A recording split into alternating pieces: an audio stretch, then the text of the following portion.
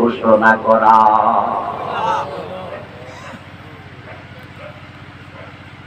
ইয়া আইয়ুহাল্লাযীনা আমানু তাকুল্লাহা ওয়া যারু মা বাকিয়া মিনার রিবা ইন কুনতুম মুমিনিন فإن لم تفعلوا فأذنوا بحرب من الله ورسوله ও মুমিনেরা, তোমরা যদি মুমিন হও আল্লাহকে ভয় করো এবং সুদ ছেড়ে দাও।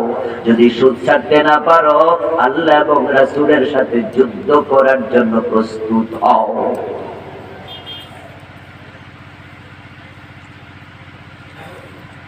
নবীকে অনুসরণ করুন, করলে জান্নাত। মনে মনে কি বলছেন হুজুর? দাড়ি আছে, টুপি আছে, পাজামা পাঞ্জাবি পাগড়ি আছে, রাসূলকে মানি না। কই রাসূলকে মানি, তাই তো মাহফিলে আসছি। রাসূলের অনুসরণ করলে জান্নাত, তাহলে আমার জান্নাত মিস হবে না ইনশাআল্লাহ। আমি বলি দোস্ত, অবশ্যই তাই হওয়া উচিত। রাসূলকে মানলে আল্লাহ নিজে তো বলছি ইউহিব্বুকুমুল্লাহ ওয়া ইয়াগফির লাকুম যুনুবাকুম। আল্লাহ নিজে আপনাকে ভালোবাসবেন। যে রাসূলকে অনুসরণ করে আল্লাহ নিজে ঘোষণা দেয় তার আমলনামায় কোনো গুনাহ থাকবে না, আমি সব মাফ করে দেব। কিন্তু রাসূলকে মানতে গিয়ে আপনি যদি অসুবিধাবাদী, তাহলে কি হবে? রাসূল মানে ততক্ষণ সুবিধা আছে যতক্ষণ, অসুবিধা যেখানে রাসূল মানে না সেখানে। রাসূল মানে ততক্ষণ মামলা আসবে না যতক্ষণ, বিপদ আসবে না যতক্ষণ। আর মামলা বিপদ যেখানে রাসূল মানে না সেখানে। মসজিদে গিয়ে আল্লাহকে মানে, রাসূলকে মানে, কিন্তু রাজনৈতিক জীবনে মানে না। কারণ সেখানে রাসূল মানলে সিনেমা হলের মালিক থাকা যাবে না। রাসূলকে অনুসরণ করে যদি আমরা রাজনৈতিক জীবন সাজাতাম, অর্থনৈতিক জীবন সাজাতাম, তাহলে ধর্ম নিরপেক্ষ রাজনীতি করার সুযোগ কই? রাসূল কি ধর্ম নিরপেক্ষ ছিলেন না ধর্মের পক্ষে ছিলেন? আপনি নিরপেক্ষ হইলেন কোন তালে? বাংলাদেশে ধর্ম নিরপেক্ষ রাজনীতি করছে। মুসলমানের দেশে আমরা যারা ধর্মীয় রাজনীতি করি তারা করে না। আমার রাসূল 10 বছর মদিনার প্রেসিডেন্ট ছিলেন। আবু বকর, ওমর, উসমান, আলী রাদিয়াল্লাহু তাআলা আনহু 30 বছর মদিনার প্রেসিডেন্ট ছিলেন। হযরত ওমর তো অর্ধ দুনিয়া চালাইছেন। আপনাদের জিজ্ঞাসা করি, দয়া করে জবাব দিন, আমার রাসূলের জীবনে রাজনীতি আছে না নাই? ওমরের জীবনে আছে না নাই? তাহলে মুসলমান হিসাবে আমরা কার রাজনীতি করব? রাসূলকে অনুসরণ করা যদি নামাজে ফরজ, রোজায় ফরজ, হজে ফরজ, টুপিতে দাড়িতে সব জায়গায় লাগে, তাহলে রাসূলকে রাজনৈতিক জীবনে অনুসরণ লাগবে না বুঝি? আপনি তো করেন না, আমরা করি কেন? আমরা এখন ধর্ম ব্যবসায়ী।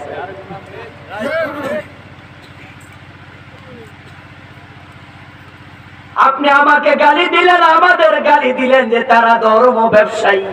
আজীব তো। আমরা তো রাসূলের রাজনীতির কথা বলছি, কারণ রাজনৈতিক জীবন এত বড়, ওখানে পরিবর্তন ছাড়া সমাজ পরিবর্তন হয় না। রাষ্ট্র যদি চায় সুদ বন্ধ করতে পারবে। আমরা হুজুররা যদি মাহফিলে ওয়াজ করি 100 বছর সুদ বন্ধ হবে না।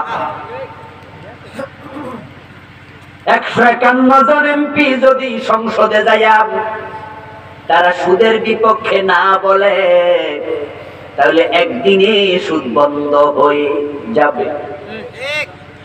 আমরা হুজুররা বললে চুর ধরে হাত কাটতে পারবো না, এটা ব্যক্তির কাজ না, এটা রাষ্ট্রের কাজ। এটা ফৌজদারি বিধান, এটা সংসদে আইন হবে, তারপরে এটা গেজেট হবে, তারপরে এটা কোর্টে যাবে। এবার হাকিম সে আইন দেখে জোর ধরে হাত কাটতে বলবে, তখন সরকারি লোক হাত কেটে দেবে। এটা রাষ্ট্রের ব্যাপার, এটা হুজুরদের ওয়াজ দ্বারা হবে না। এখন আপনারাই বলুন, জোর ধরে হাত কাটা নফল না ফরজ? আইন ছাড়া হবে কেমনে? আপনাদের এলাকায় চোর আছে না নাই? চোর ধরা পড়লে হাত কাটতে পারবেন তো? আপনি হাত কাটলে আপনার জেল হবে, এবং সেই সুযোগও নাই। এটা ফৌজদারি বিধান, এটা রাষ্ট্র করবে। এখন রাষ্ট্র তো তখন করবে যখন রাষ্ট্রওয়ালারা কোরআনওয়ালা হবে, ঠিক কিনা? তারা তো সংসদে গিয়ে বলবে যে আমরা চোর ধরে হাত কাটার আইন করতে চাই। 151 জন নেতা যদি এর পক্ষে হা বলে, আইন হয়ে যাবে। কিন্তু 53 বছরে হয় নাই। এর কারণ যারা আইন বানায় তারাই বোঝে চোর ধরে হাত কাটার আইন চালু করলে অনেক নেতার নিজের হাত থাকবে না।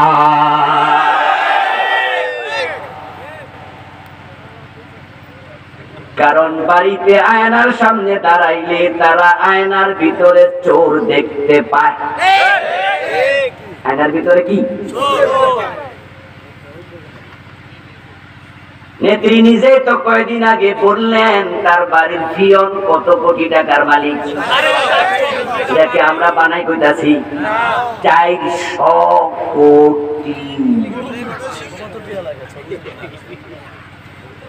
100 টাকা 200 টাকার নোট যদি 400 কোটি দেয়, ওই ছোট্ট ফোড়ার এতে গন্তে গন্তে বুড়ো হয়ে যাইব।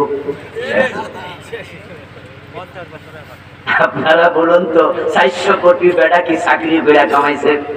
পিয়নের বেতন কত? 400 কোটি পাইল কই? কার টাকা? এই যে কানাডা বেগম পাড়া বানাইলো আমাদের নেতারা, কার টাকা? এই দেশের টাকা লুট করেছে যারা, তারা কখনো চোরের হাত কাটার আইন করবে না। এখন চোরের হাত কাটার আইন করার পক্ষে যদি আপনি থাকেন, তাহলে ইসলামী রাজনীতি দরকার আছে না?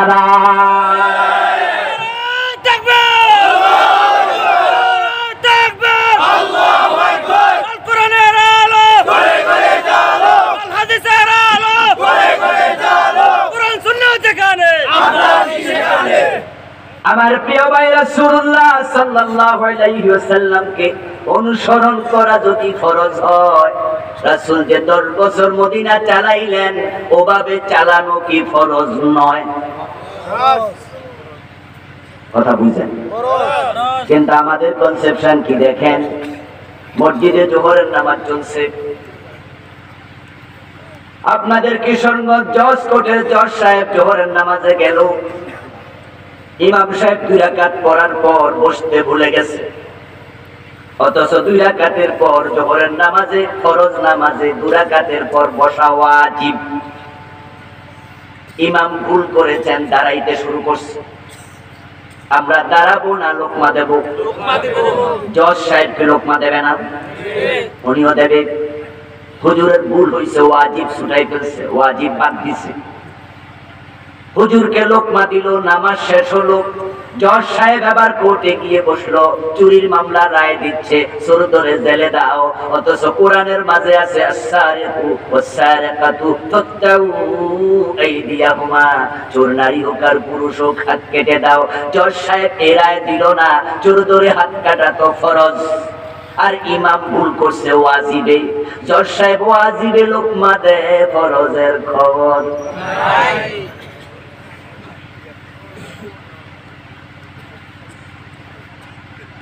আমরা সবাই মসজিদে গেলে দেখেন রাসূলের সুন্নাহ কেমন মানামানি। হাতি নাবির নিচে না নাবির উপরে, আমিন কি আস্তে না জোরে, এটা নিয়ে ঝগড়া লাইগা মসজিদ আলাদা করে লাইছে। এমন লোক বাংলাদেশে আছে না নাই? মসজিদের নাম দিছে আহলে হাদিস মসজিদ। কি দেখেন না? বিভিন্ন জায়গায় দেখবেন লেখা আছে আহলে হাদিস মসজিদ। আমরা জানতে চাইলাম, জিজ্ঞাসা করলাম যে এই আহলে হাদিস নামে আবার কিসের মসজিদ? মসজিদ তো মুসলমানের। তখন ওরা জবাব দেয়, হুজুর আমিন জোরে কইতে দেয় না, তো ওই জন্য আলাদা বানাইছি, আমিন যেন ছুড়াইতে না পারে। আমাদের ঢাকা, আমি ফার্ম গেটে আমার বাসা ছিল, মাদ্রাসাও ফার্ম গেটে, এখনো ফার্ম গেটে থাকি আমি। ওখানে তেস্তুরি বাজার নামে একটা জায়গা আছে, তো পশ্চিম তেস্তুরি বাজারে বিশাল এক মসজিদ আছে। ওই মসজিদের ভিতর ওয়ালের মাঝে আমি দেখলাম যে আজ থেকে 1-2 বছর আগে নোটিশ টানানো আছে, এই মসজিদে জোরে আমিন বলা নিষিদ্ধ। মানে হুজুর আমিন লইয়া জিহাদ ঘোষণা করছে। খতিব সাহেব নোটিশ টানায় দিছে মসজিদে জোরে আমিন বলা যাবে না। খতিব সাহেবের জিজ্ঞাসা করা হোক যে জোরে আমিন বললে অসুবিধা কি? উনি বলবে যে এটা সুন্নাহর খেলাফ, রাসূল আসতে বলবেন, এজন্য আমার মসজিদে সুন্নাহর বাহিরে শুনতে পারবেন না। আহলে হাদিসের লোককে জিজ্ঞাসা করা হোক, মসজিদ আলাদা বানাইলেন আহলে হাদিস নাম দিয়া, কারণ কি? জোরে আমিন বলা সুন্নাহ, কইতে দেয় না করে মসজিদে আলাদা বানাইছে, জোরে আমিন শুনাইতে দেন না। রাসূলের সুন্নাহর জন্য মহব্বত আছে না? হ্যাঁ না করবেন তো কিছু ভাই, সুন্নাহর মহব্বত আসেনি? সুন্নাহর মহব্বতে হুজুর নোটিশ দিল, ও মেরে সুন্নাহর মহব্বতে মসজিদ আলাদা করলো। আমিনের সুন্নাহ তো ভালো করে বুঝলা, 10 বছর কোরআন দিয়ে রাসূল দেশ চালাইছে, ওই সুন্নাহ দেশের লোক বুঝলো না।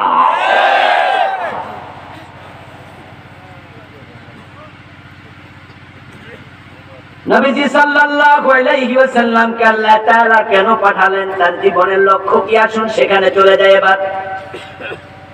রাসূলের জীবনের লক্ষ্য নিয়ে আল্লাহ তাআলা কোরআন মাজিদে 3টি সূরাতে 3টি আয়াত নাযিল করেছেন।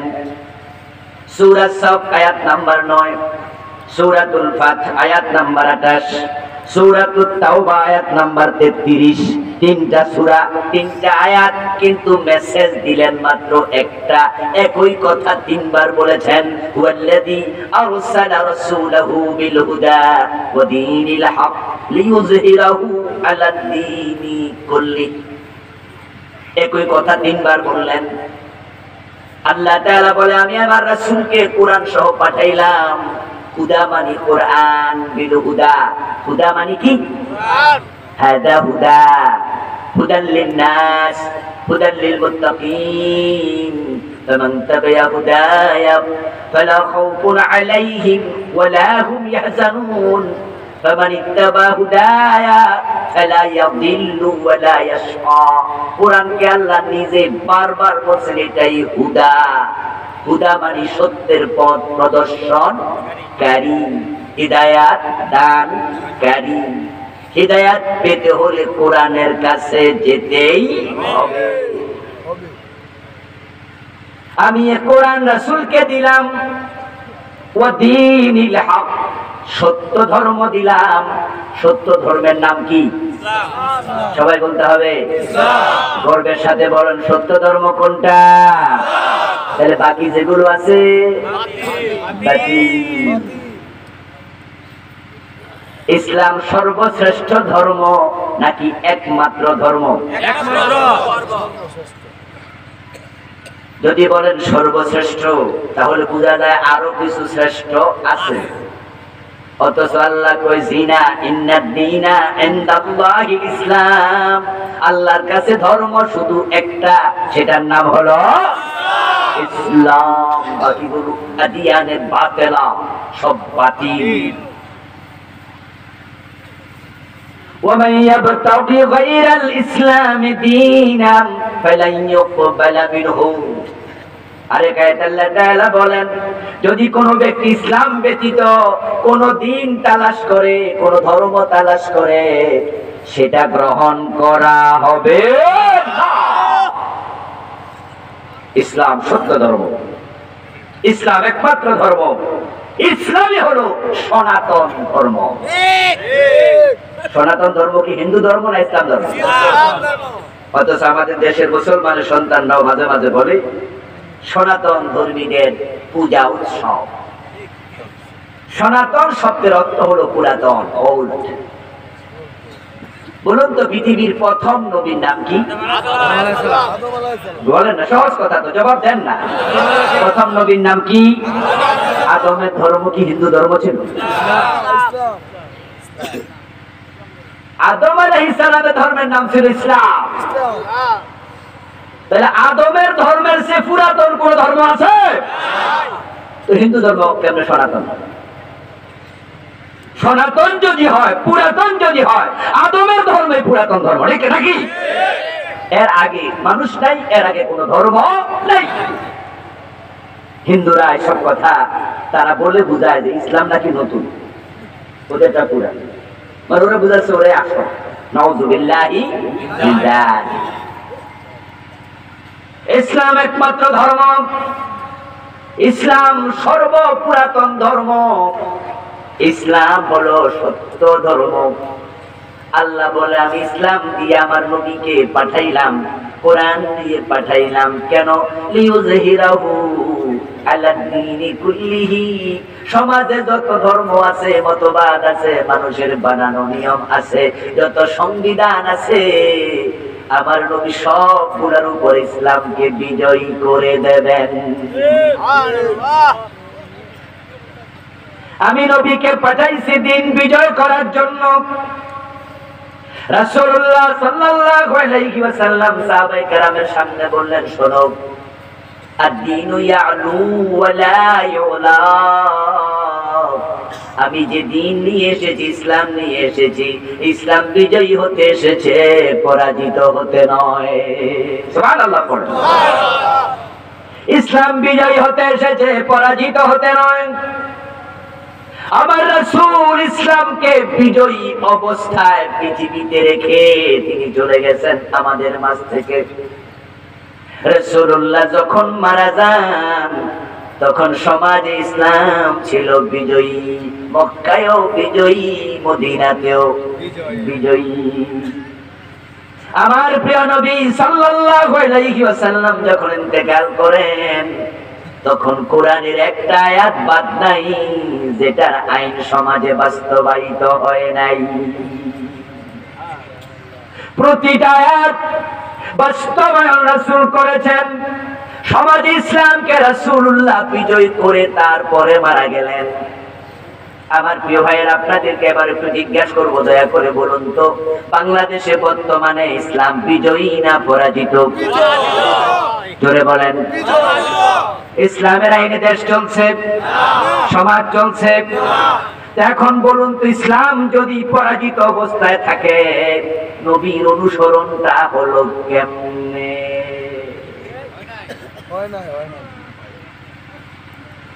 আমার প্রিয় নবীর সাহাবার সংখ্যা মাত্র ১.৫ লক্ষ, ১,২৪,০০০-এর মতো সাহাবী টোটাল।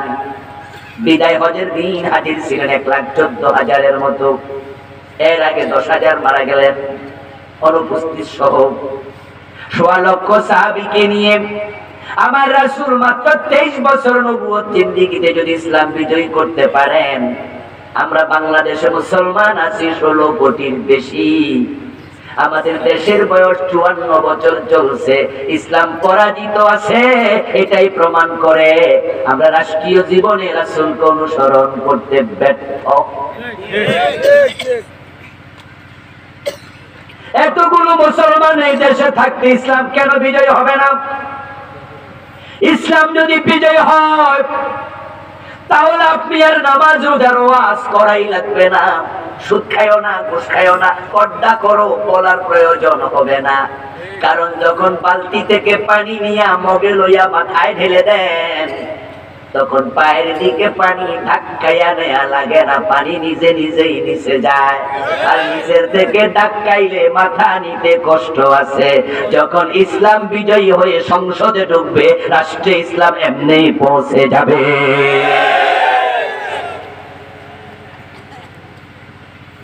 الذين إن مكناهم في الأرض يقاموا الصلاة وآتوا الزكاة وأمروا بالمعروف ونهوا عن المنكر। سبحان الله। আল্লাহ বলে, কোন রাষ্ট্রে যখন মুসলমান ক্ষমতায় যাবে, আমি আল্লাহ মুসলিম শাসকদেরকে ৪ দফা কর্মসূচির দায়িত্ব দিলাম। ১ নাম্বার, মুসলমান সরকার আইন করে নামাজ প্রতিষ্ঠিত করবে। আজান হলে দোকান বন্ধ করতে হবে এমন আইন কোরআনে আছে না নাই? বলেন না ভাই, আছে? রাসূল মুহাম্মদ কি বলেছেন?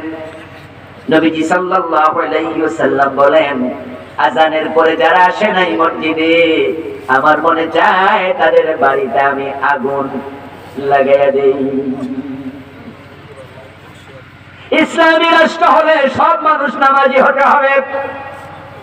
কিশোরগঞ্জ বাজারে আজানের সাথে সাথে সব দোকান যদি বন্ধ হয়ে যায়, সব মানুষ যদি মসজিদমুখী হয়, ক্রেতা বিক্রেতা সবাই পঙ্গপালের মতো, মৌমাছির মতো যদি সবাই মসজিদের দিকে দৌড়াতে থাকে, 10 মিনিট 20 মিনিট পরে জামাত, সবাই মসজিদে চলো, আসসালাত আসসালাত আসসালাত, সবাই নামাজে যাও নামাজে যাও। এক এক মসজিদে 3 বার 5 বার জামাত হওয়া লাগবে, মুসল্লি মসজিদে জায়গা দেয়া যাবে না।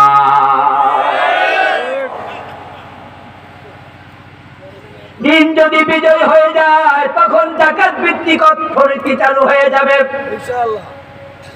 ও মুসলমান, ইসলাম তোমরা দেখোনি, ইসলাম তোমরা শুধু শুনেছো। গোলাপ যদি কলিতে থাকে, ওই গোলাপের পাপড়ির সৌন্দর্য বলে বোঝানো যাবে না। কোন ব্যক্তি গোলাপ কত সুন্দর, এটা যদি বোঝাতে চান, একটা ফুটন্ত গোলাপ দেখান। ফুটন্ত গোলাপের পাপড়ি দেখলে চোখ জুড়ায়, নাকের কাছে নিলে মৌ মৌ গন্ধে হৃদয় জুড়ায়, এটা ধরে চাপ দিলে আতর বের হয়। কিন্তু সেটা যদি কলির ভিতরে থাকে, দেখতেও সুন্দর নয়। নাকের কাছে নিলে সুগন্ধ নাই, চাপ দিলে আতর নাই। আজকের ইসলাম মসজিদে কোরআন বন্দি প্যাকেটের ভিতরে, আমাদের গিলাপের ভিতরে ইসলামকে, কোরআনকে সংসদে ঢুকে দাও, রাষ্ট্রে কায়েম করো। ইসলামের সৌন্দর্য দেখে কাফেররা আবার ঈমান আনবে।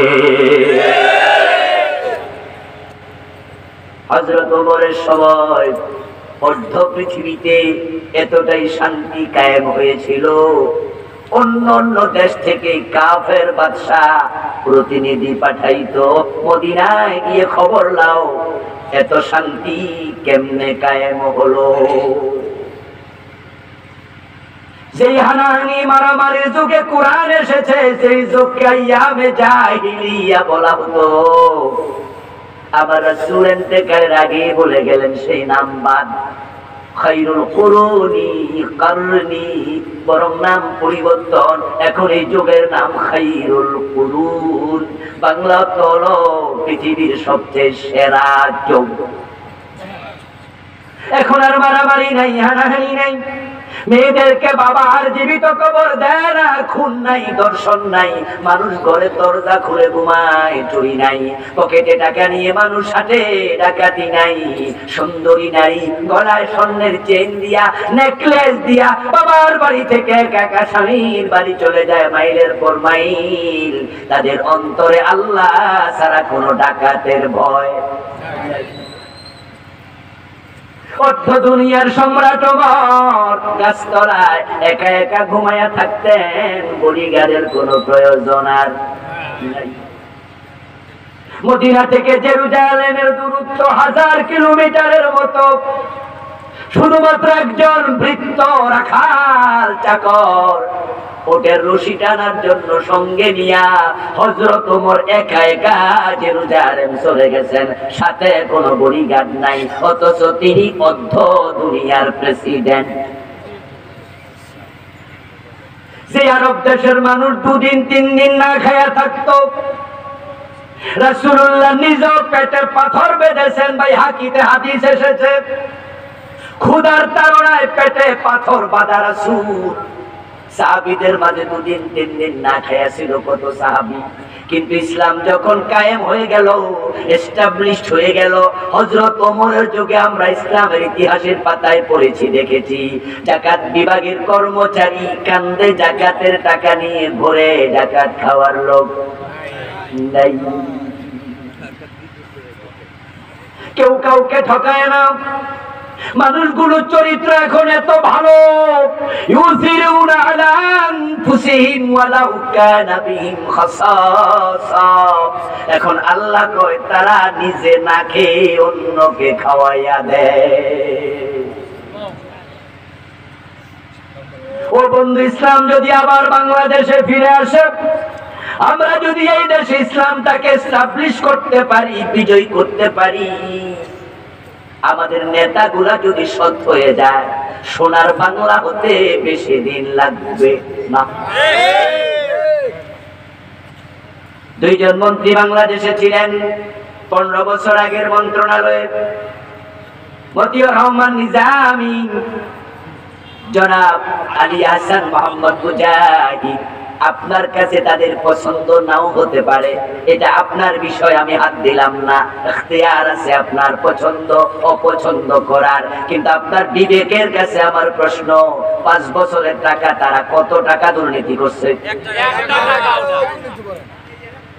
ফখরুদ্দিন মাইনুদ্দিন সরকার আসলো, কত নেতা জেলে নিল, কতজন জেলে ঢুকাইলো, বিচারের মুখোমুখি করলো, কিন্তু তাদের 3টা মন্ত্রণালয়ে 5 বছরে 1 টাকা দুর্নীতির অভিযোগ তারা পান নাই। ও দোস্ত, আমাদের নেতারা সব মন্ত্রণালয় যদি এমনি চালাইতো, সত্যি এটা সোনার বাংলাই হতো। আল্লাহ তাআলা আমাকে পৃথিবীর অনেকগুলো দেশ সফর করার সুযোগ দিয়েছেন। এই অগাস্টে আমি আমেরিকায় ছিলাম 22 দিন, টার্কিতেও গিয়েছি এই কয়দিন আগে, ইউরোপে গিয়েছি, আরব দেশ, তো অনেকগুলো রাষ্ট্র আল্লাহ দেখার সুযোগ দিয়েছে। পৃথিবীর বিভিন্ন দেশ দেশা দেখার সুবাদে আমার অভিজ্ঞতা বলে, সত্যি এ দেশের মাটির মতো উর্বর মাটি পৃথিবীতে খুব একটা নাই। আপনারা দুবাই গেছেন, এমন লোক এখানে অভাব নাই। দুবাইতে, কাতারে, সৌদি আরবে একটা গাছ জীবিত রাখতে সকালে পানি দেয়া লাগে, বিকালে আবার পানি দেয়া লাগে। গাছের নিচে পাইপ লাইন। আর আমার দেশ আল্লাহ তাআলার কত বড় নিয়ামত, আম খাইয়া আমের বিচি ফালাইয়া দেয়, কয়দিন পর নিজে নিজে গাছ হয়ে যায়, ঠিক না? জমিনের উপরও থাকে। লাউ যখন শক্ত হয় তখন রান্না করে আর খাওয়া যায় না, অথবা যদি এটাকে পোকে খায় তাহলে আমরা অর্ধেকটা পচা লাউ খাই না, ওই লাউটা ফেলে দেন রাস্তার পাশে। এটা এসে কাকে খাবে? পাখি খাবে। ওই পাখি খাইয়া পায়খানা করলে লাউয়ের বিচি বাইর হয়, ওর পায়খানা থেকে আবার গাছ হইয়া লাউ ধরে। আজীব এক মাটি। এখানে মালয়েশিয়া চাকরি করতে গেছে অনেক লোক এখানে আছে, আমিও আরো 12-14 বছর আগে মালয়েশিয়া গিয়েছি। তারা স্বাধীন হয়েছে আমাদের মাত্র 10 থেকে 12 বছর আগে। ওই মালয়েশিয়া আজকে পৃথিবীর 1 ক্লাস দেশের একটা, উন্নত বিশ্বের একটা দেশ মালয়েশিয়া। রাস্তাঘাট, ব্রিজ, কালভার্ট, বিশাল গগন চুম্বি ভবন দেখলে আপনার মাথা ঘুরবে, কোথায় আসলাম। তাদের দেশে 50 তলা বিল্ডিং যে কয়শ আছে আল্লাহ জানে, আর আমাদের দেশে 50 তলা একটা বিল্ডিংও। টুইন টাওয়ারের সামনে দাঁড়িয়েছিলাম, সকলে একটু উপরের তলাটা দেখি, টুপি হাতে নিয়ে দেখছি মাটিতে যদি পড়ে যায়। তারা এত আগাইতে পারলে আমরা কেন আগালাম না? তাদেরও খনিজ পদার্থ নেই, খনিজ পদার্থ আমাদের নেই। মালয়েশিয়া যেমন আমাদেরও তেমন সামান্য সামান্য কিছু আছে। তারা আগাইলো দেশের সম্পদ দিয়া, আর আমরা পিছাইছি দেশের সম্পদ চুরি করার কারণে। মাহাতিরের মতো একজন সৎ নেতা তারা পেয়েছে। আপনারা গুগলে সার্চ দেন, পাবেন যে আমেরিকা 50টা অঙ্গরাজ্যের মাঝে 30-এর উপরে অঙ্গরাজ্য 3.5-4 মাস 5 মাস বরফের নিচে থাকা, ফল হয় না, ফসল হয় না। সে আমেরিকা পৃথিবীর 1 নাম্বার রাষ্ট্র হইল কেমনে? খনিজ পদার্থ আমেরিকাতেও নেই, বাংলাদেশের মতো খুবই কম থাকে। স্বর্ণের খনি, রূপার খনি, দস্তার খনি, তামার খনি, গ্যাসের খনি, কেরোসিনের খনি আমেরিকাতে নাই, বাংলাদেশে যেমন সামান্য কিছু, ওদেরও সামান্য। 2021 একবার 10 দিনের সফর ছিল আমেরিকাতে, নিউ ইয়র্কে প্রোগ্রাম করতে গিয়েছিলাম, 27 অঙ্গরাজ্যে প্রোগ্রাম করলাম। 2-3 দিন পরে শীতের কারণে আমার নাকের ভিতরে রক্ত জমেছে। সত্যি হলো, টান দিয়া দেখি রক্ত। আমার বাংলাদেশি ভাইকে আমি বললাম যে ভাই রে, এত ঠান্ডা শীত থাকেন কেমনে? উনি আমার বলতেছে, হুজুর শীত এখনো আসে নাই, ডিসেম্বরে থাকলে টের পাবেন শীত কারে কয়। আমি সাথে সাথে বললাম, আল্লাহ যেন আমার এতদিন এখানে না রাখে।